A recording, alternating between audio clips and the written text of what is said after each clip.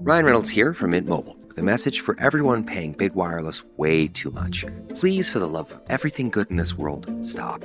With Mint, you can get premium wireless for just $15 a month. Of course, if you enjoy overpaying, no judgments, but that's weird.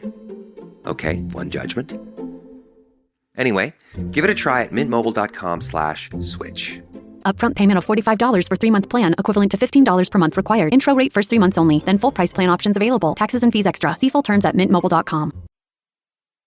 Richard Nixon. Well, I'm not a crook. Ronald Reagan. Tear down this wall. George W. Bush. I can hear you.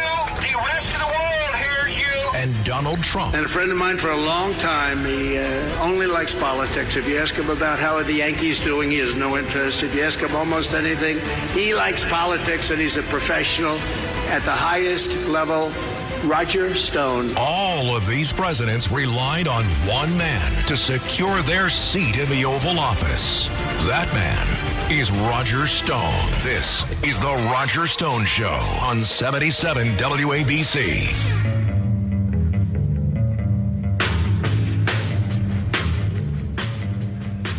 Welcome, I'm Roger Stone, and this is The Roger Stone Show on 77 WABC. The most powerful, influential, and entertaining AM radio station in America today. Just last night, a station owner and the host of the Katz and Cosby Show here on 77 WABC was seen huddling with President Donald Trump for half an hour at his palatial Mar-a-Lago estate, and we bring you the very latest on the Trump administration, many times supplying the inside story of what's going on in Donald Trump's effort to make America great again. My guest now is one of the most interesting guests I've had the opportunity to interview, Sam Antar. His own story he calls from white-collar criminal to fraud investigator extraordinaire. Sam Antar is a former certified public accountant whose career trajectory took a remarkable turn from perpetrator to investigator of financial fraud. As the former chief financial officer of Crazy Eddie, a major consumer electronics chain in the northeastern United States during the 1980s, Antar was a key figure in one of the decade's largest security fraud schemes.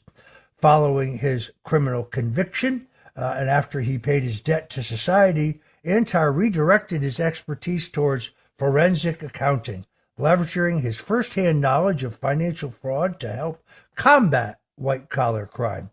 His unique perspective and technical expertise have made him an expert advisor to various clients, including government agencies, law enforcement organizations, law firms and accounting firms, independent investment research firms, hedge funds, and public companies. He has an extraordinarily influential blog called whitecollarfraud.com, and Sam Antar has established himself as a prominent voice in exposing financial misconduct. Sam's investigative work spans multiple areas, includes government corruption, campaign finance irregularities, misappropriation of taxpayer funds, political manipulation of statistics, securities fraud, and accounting discrepancies by public companies. Sam's analyses have proven valuable to regulatory agencies, including the Securities and Exchange Commission, that's the SEC, and his expert testimony and work has been used in class action lawsuits against companies with questionable accounting practices. The Journal of Accountancy endorsed his work in December of 2008, and the Huffington Post named Sam as among the 25 most influential figures in financial media back in June of 2012. Sam Antar joins us today on The Roger Stone Show. Thank you for having me on, Roger. It's a pleasure.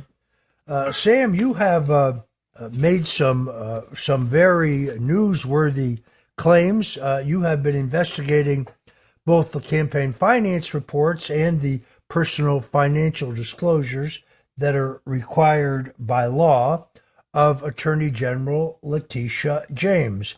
And these have garnered very substantial media coverage in recent days.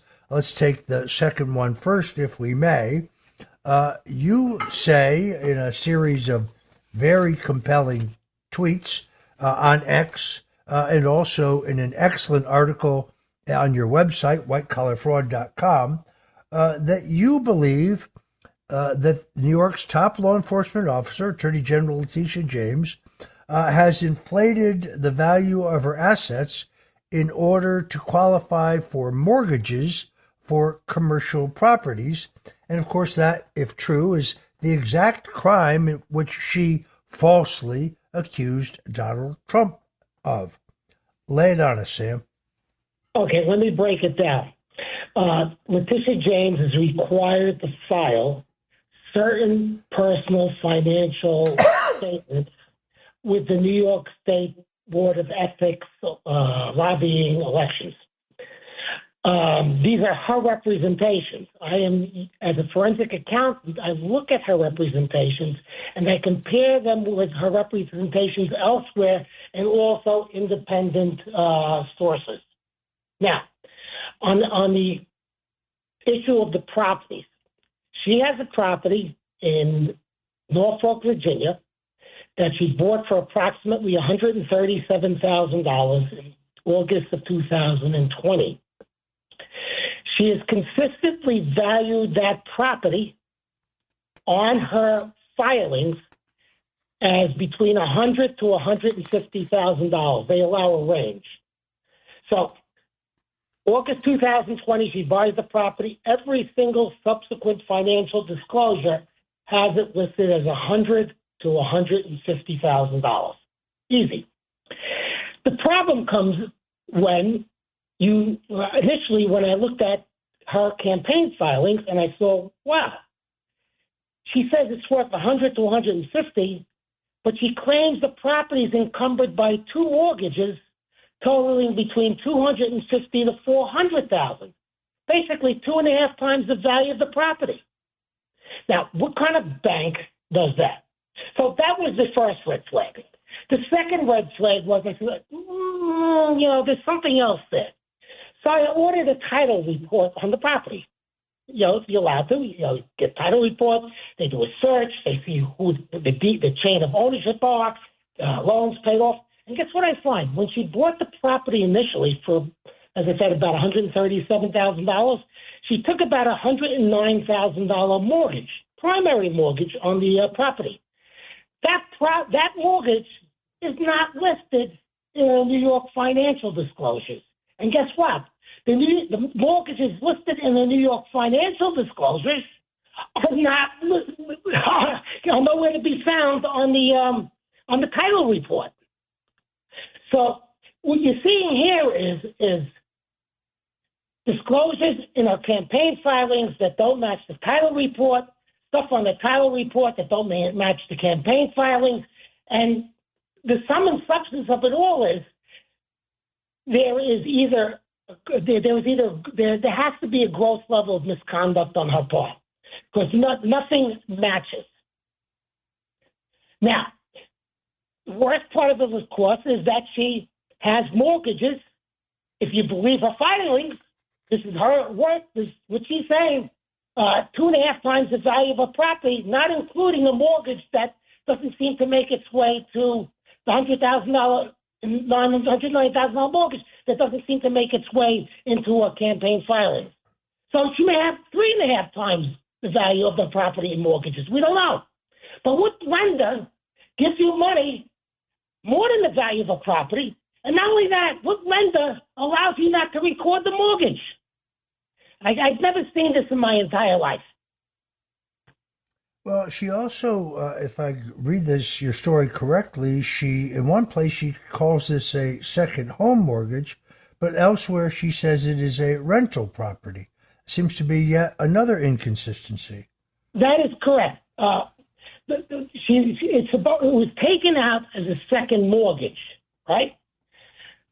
I mean, there's a mortgage on a second home, and immediately she started renting out the property. Another inconsistency. And the first year that she owned the property, she had $1,000 to $5,000 in revenue. And after that, she had no revenue whatsoever. I don't know if the property's been empty. I don't know if she's given it to relatives to use. I don't know if she's made any visits there, any stays there. But that's pretty much where the property is now. They have a property that's not earning any money, right? That she's paying probably around $40,000 in mortgage payments, right? Another $2,000 or $3,000 in real estate taxes. And she's listing it as an investment property, whereas the mortgage says it's supposed to be a second home. Very, very interesting. You also, as I recall, looked into her campaign finance reports, found a number of interesting things there as well. Yes, that is correct. She loves to spend money on luxury. In the most recent campaign finance report, which was filed on January 15th, 2025. I might be off the date. But anyway, she shows 3 expenses in Martha's Vineyard. One at the Strand Theater for $1,750 for a meeting. I've never been to the Strand Theater. But the 2 more interesting items are this. She has 2 charges totaling $5,200 listed as transportation at Bluefin Taxi in September of 2024. That's $5,191.68. Okay? You can traverse Martha's Vineyard in 45 minutes. To do this kind of expense, you have to circle Martha's Vineyard. Let's see. You have to go through around Martha's Vineyard 10 times a day to get to this number. It's ridiculous. How do you spend $5,000 on cab fare in Martha's Vineyard? The mile it's only 87 square miles. It's interesting. The researcher Chris Gleason has conducted an ongoing investigation into those campaign contributions that flowed to Letitia James' campaign for Attorney General, funneled through the payment processing company ActBlue. Now, coincidentally, ActBlue turns off the function in which the credit card of the person allegedly making the donation has to match their credit card to a mailing address, the mailing address where the bill for the card is sent. And he has found a disproportionate, a majority of the contributions coming from individuals who then certify when contacted that not only did they not make one contribution, but in many cases they made no contributions, and they are largely unfamiliar with Letitia James. This is called smurfing. It is widespread. It is a widespread practice. Sometimes you find donors who are on disability or just living on Social Security, but have made hundreds of thousands of donations. That final report, I think, is at about the 50% mark. As you might imagine, in this atmosphere, there are people who are not going to open their door to a stranger, but many, many do, and a disproportionate number of them saying that these are not contributions they made. Yet another area of inquiry that we're going to be keeping our listeners up to date on. The other question that I ask that I think needs to be examined is during her 6 terms, or 3 terms on the New York City Council, where she submitted contributions to the New York City's 8-to-1 campaign finance matching fund program, which must be from New York City residents. Every one of those donors will be contacted to confirm that the contribution really came from them or that the money was not supplied to them. That was, as you know, the one of the accusations in the indictment of Mayor Eric Adams, contained in the indictment that was recently dismissed by the U.S. Justice Department. And then lastly, I'm very curious about the result of a lawsuit filed against Attorney General James' former chief of staff, a man named Abraham Khan, for sexual assault. I see that Attorney General James sought to quash that, sought to have it dismissed, but that motion failed in the appellate court. Yet, trying to follow the public record, I'm trying to determine the final outcome of this case that was filed back in 2022. I'm going to continue to research that matter, as are others. Folks, we're talking to Sam Antar, who is an expert at the question of analyzing these kind of sophisticated financial reports, both campaign finance reports and the personal disclosure reports. And we'll be right back. Don't touch that dial. It's the Roger Stone Show on 77 WABC. Smart Water Alkaline with antioxidant. 9.5 plus pH, now in cans. Refreshing. Made for every way you move. Should I run a marathon? Let's start with finishing that water. Smart Water Alkaline with antioxidant, now in a sleek can. For those with a taste for taste. Grab yours today. This episode is brought to you by Temptations Cat Treats. Your cat will come running for the perfectly irresistible Temptations Creamy Puree and Temptations Lickable Spoon Cat Treats. The best time to feed lickable cat treats to your cat is anytime. Feed by hand for a playful moment, in a bowl for a creamy treat, or as a topper to make mealtime fun.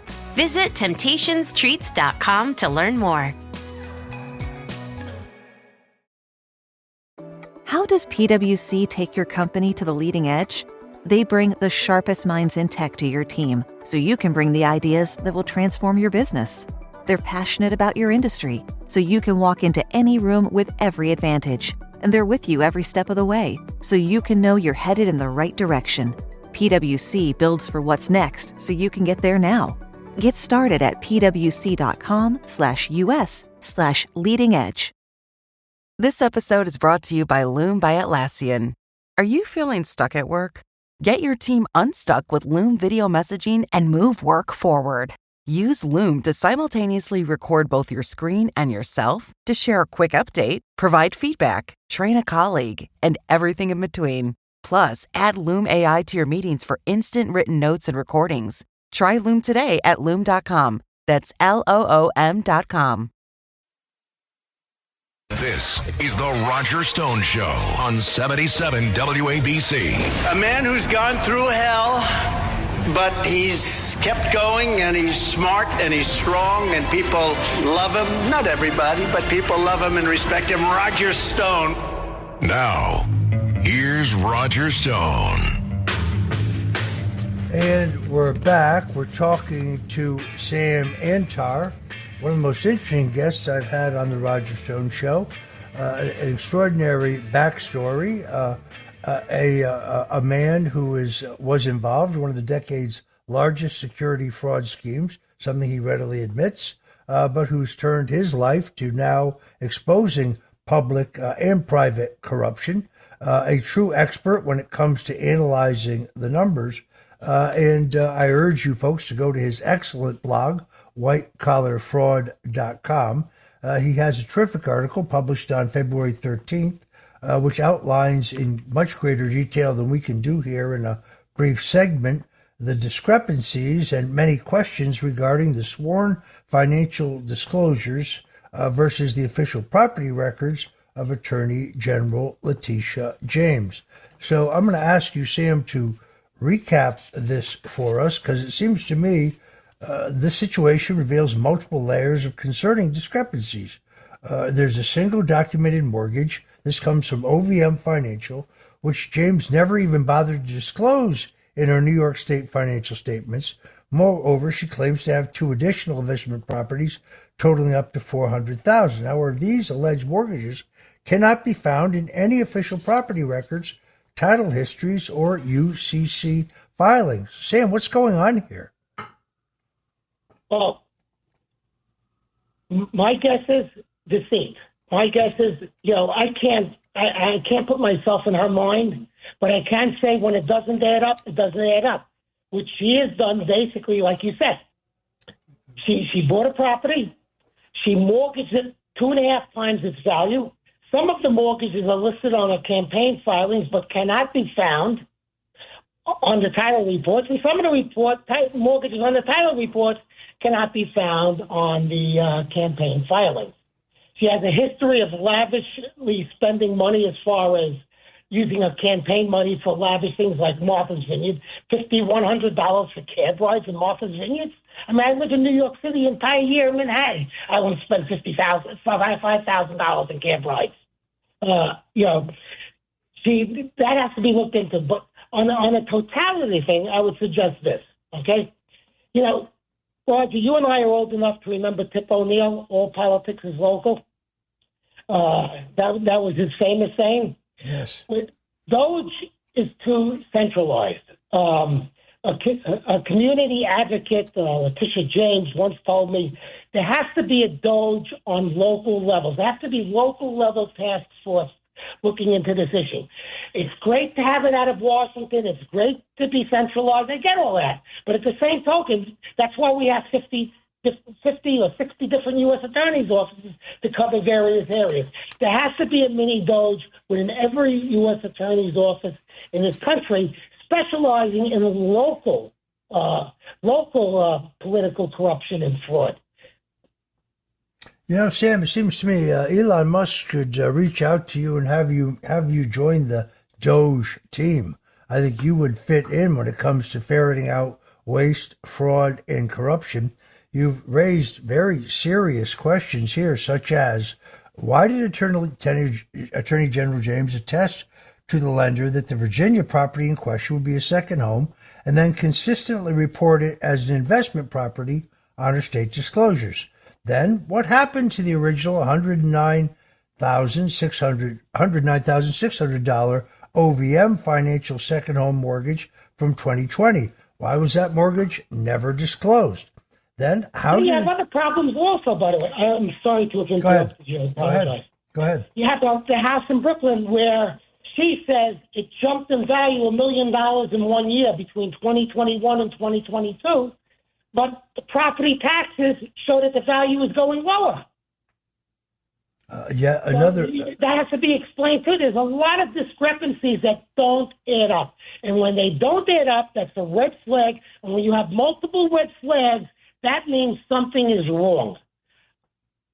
Well, and again, in all fairness, the Attorney General is welcome to come on this show with Sam Antar and talk about these questions. There's an open invitation for her to come and answer these questions. Perhaps there's a legitimate answer. We'd certainly give her that opportunity if she wants to avail herself of it.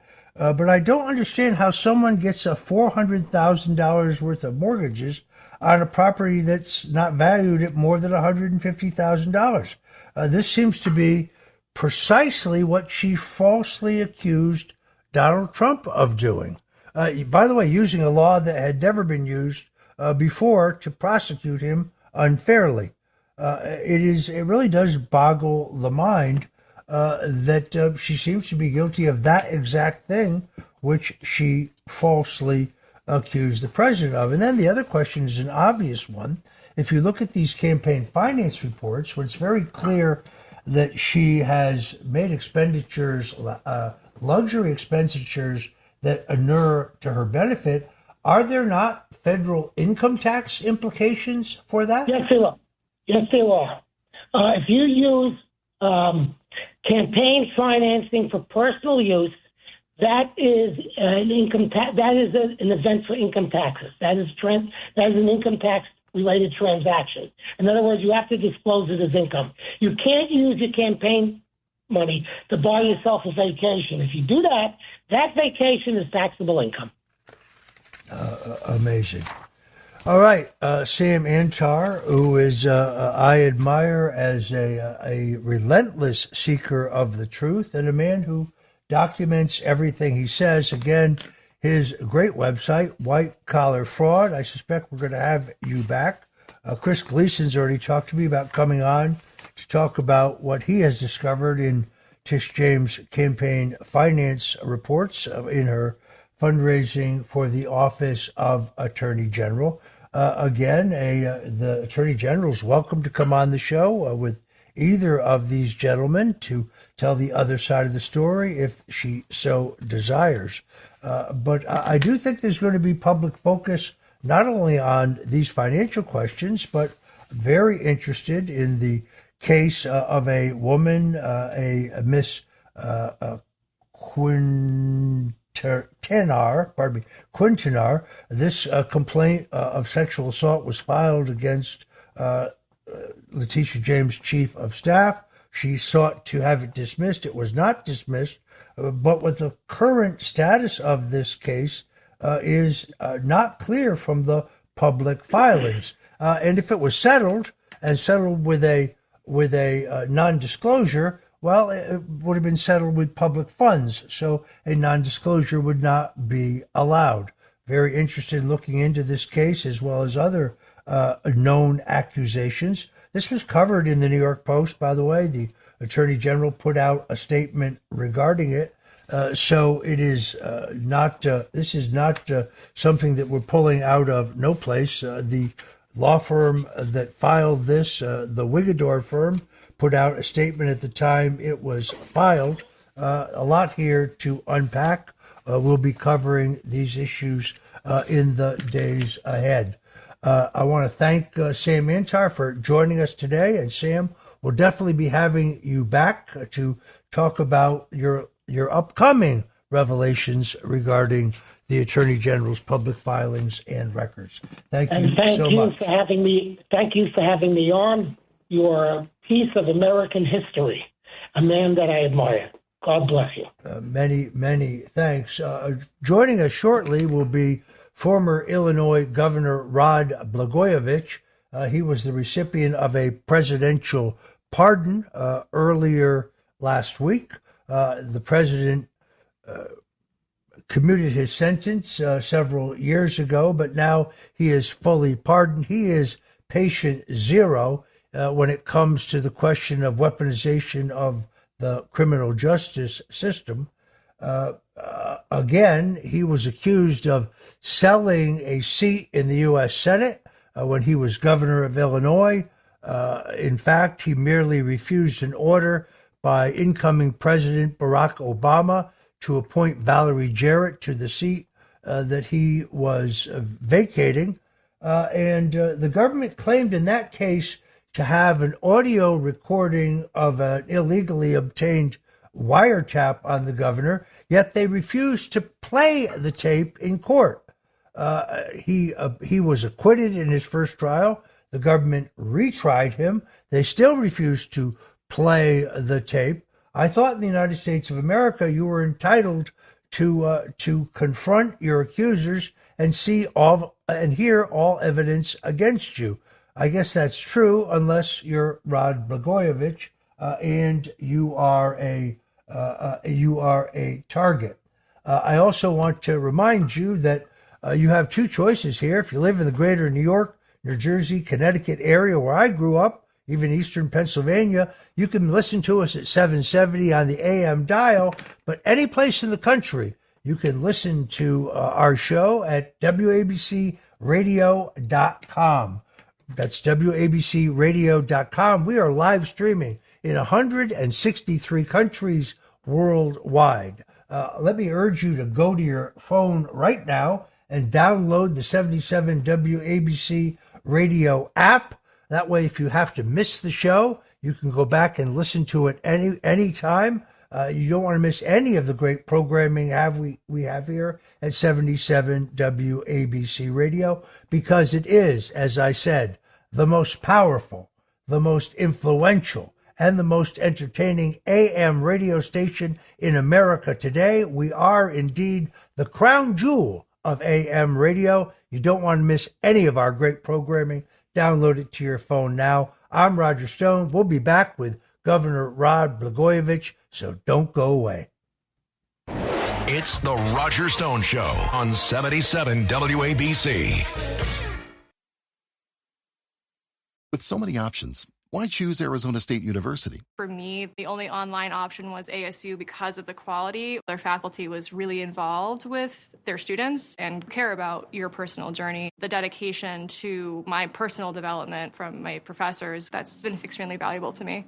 Earn your degree from the nation's most innovative university. Online. That's a degree better. Explore more than 300 undergraduate, graduate, and certificate programs at asuonline.asu.edu.